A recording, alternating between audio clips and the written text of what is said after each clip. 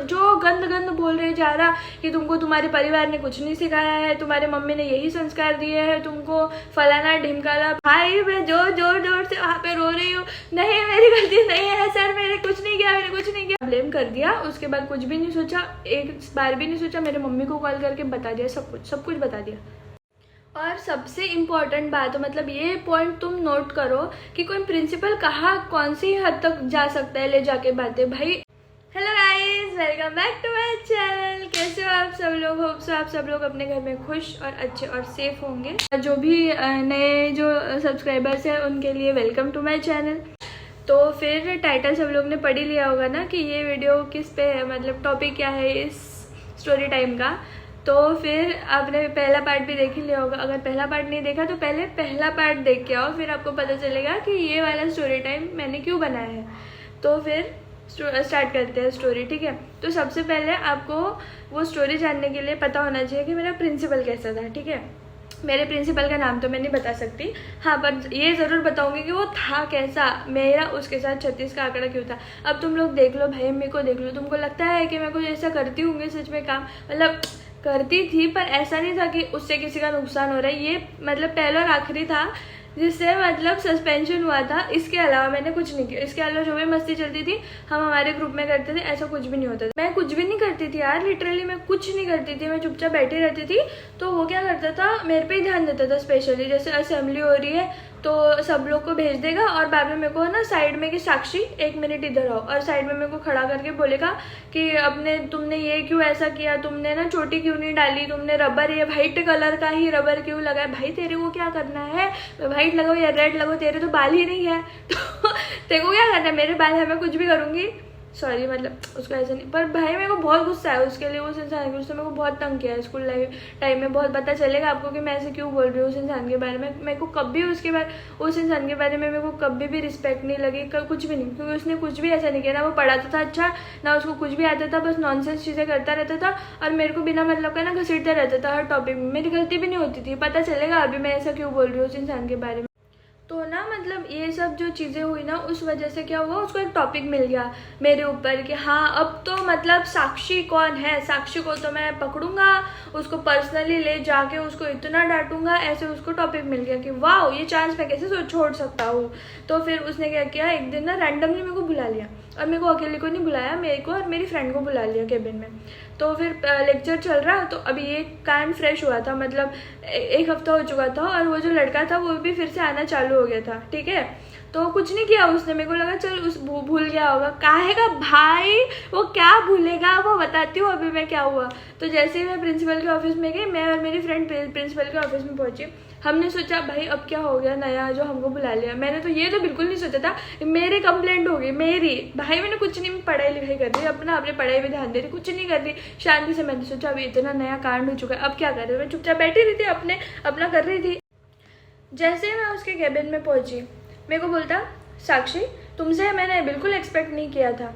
मैंने बोला sir sorry, क्या हो गया, मैंने क्या कर दिया।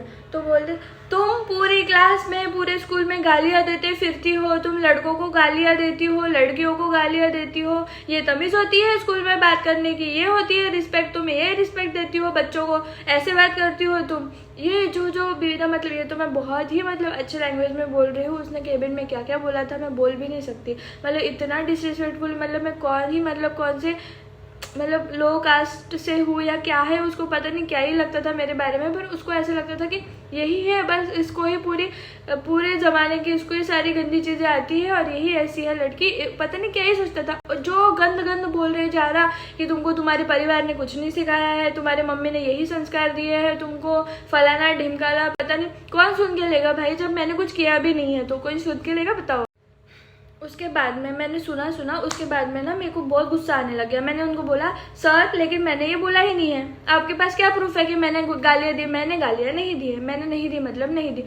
मेरा ना एक प्लस पॉइंट ये है कि अगर मैंने नहीं की होती वो गलती, मैंने नहीं किया है, कुछ मानूंगी नहीं, चाहे बस किसी का बाप ना आ जाए, मैं नहीं मानूंगी कि मैंने जो किया है वो सही है, चाहे कोई भी आ जाए, मेरी मम्मी हो चाहे पापा हो। मैं हमेशा मतलब जो भी कुछ गलत होता है ना, मेरे को लगता है कि ये इंसान गलत कर रहा है, मैं मम्मी को भी बताऊंगी, पापा को भी, सबको बताऊंगी कि नहीं तुम ये गलत गलत कर रहे हो, मैं नहीं डरती किसी से भी। तो मैंने ना उनको बोल दिया कि सर मैंने नहीं, डर डर के बोला था पर मैंने बोल दिया सर मैंने नहीं किया ऐसा वैसा, आप मेरे को गलत इल्ज़ाम मत डालो मेरे पे, मैंने ऐसा कुछ नहीं किया। और मेरा रोना धोना चालू हो गया। भाई मैं जोर जोर जोर से वहाँ पे रो रही हूँ, नहीं मेरी गलती नहीं है सर, मैंने कुछ नहीं किया, मैंने कुछ नहीं किया, इतना रो रही।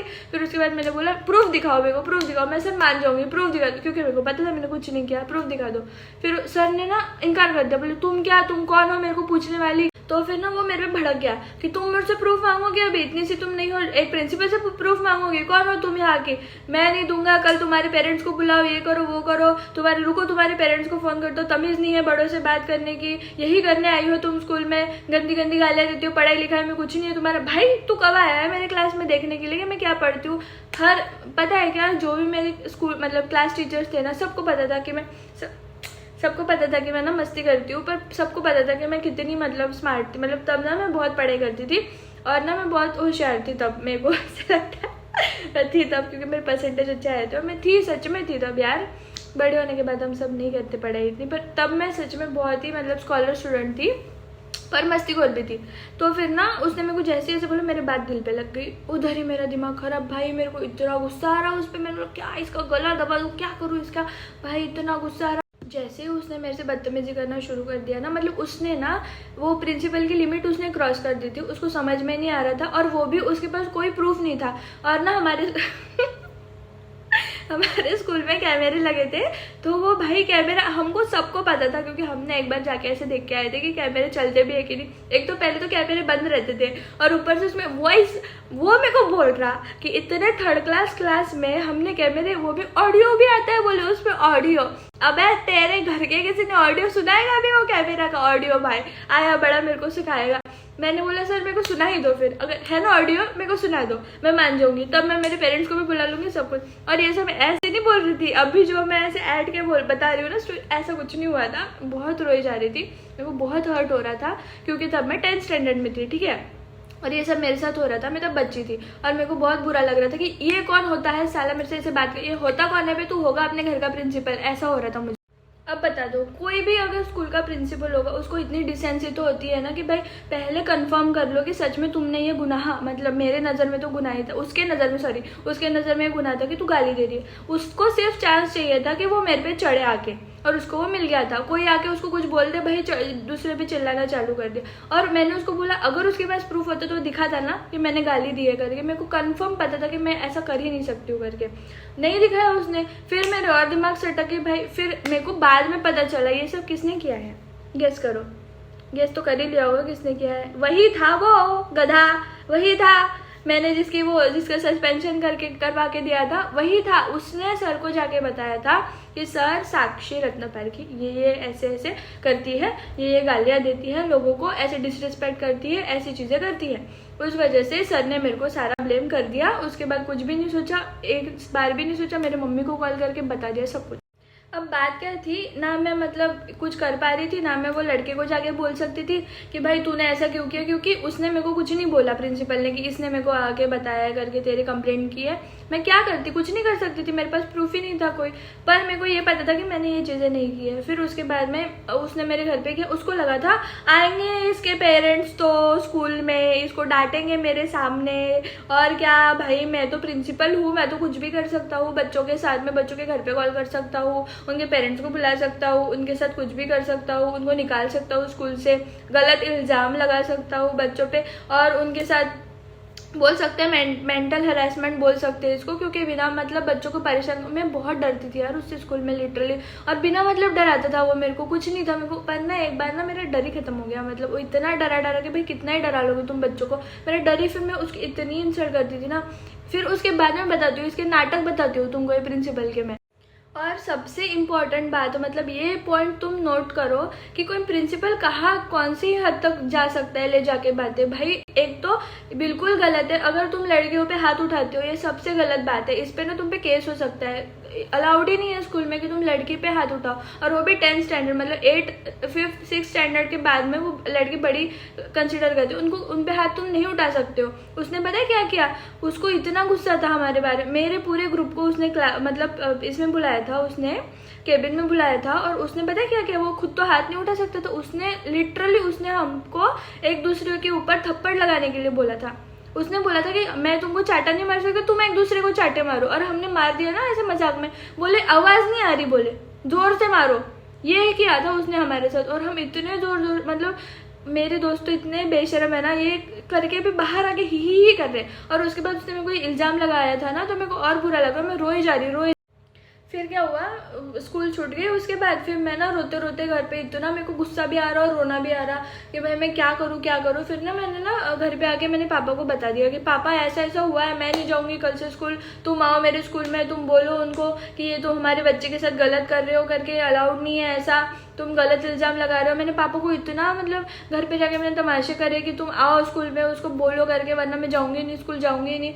उसके बाद में कुछ नहीं, पता नहीं मेरे पापा ने क्या किया, मतलब कॉल किया भी था कि नहीं किया था, पर उसके बाद में वो प्रिंसिपल ने कभी मेरे साथ ऐसा कुछ नहीं किया, और उसके बाद में सब नॉर्मली चला। उसके बाद पता है क्या हुआ, 10th के बाद में मेरे ना रिजल्ट्स आ गए, तो मेरे को ना 90 के अबव परसेंटेज आ गए थे 10th स्टैंडर्ड में अच्छे खासे।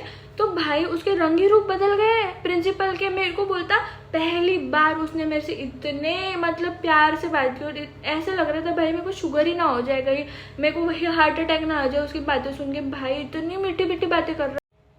गाइस पता नहीं क्या हुआ, वो क्लिप एडिट ही नहीं, मतलब रिकॉर्ड ही नहीं हो पाई। तो उसके बाद क्या हुआ, वो भाई मेरे से इतनी, मेरे परसेंटेज अच्छा आने के बाद मेरे से इतनी मीठी मीठी बातें कर रहा कि साक्षी बेटा तुम तो टॉपर निकली स्कूल की, तुमने कितनी पढ़ाई की, वाह हमको तो तुम पे बहुत ही प्राउड है, फलाना ढिमका ने ऐसे बोला। बोले तुमने तो मेरे पेड़े नहीं लाए, तुमने तो ये नहीं किया वो नहीं किया, हमको तो बहुत प्राउड है, तुम्हारे जैसे स्कॉलर स्टूडेंट से तो चाहिए स्कूल को, ये वो पता नहीं क्या क्या बोले जा रहा। और मैं शॉक उसको देख के, भाई कितना पलटू इंसान है, डबल फेस इंसान, ऐसा इंसान मैंने ज़िंदगी में नहीं देखा था भाई। तो ऐसा था वो।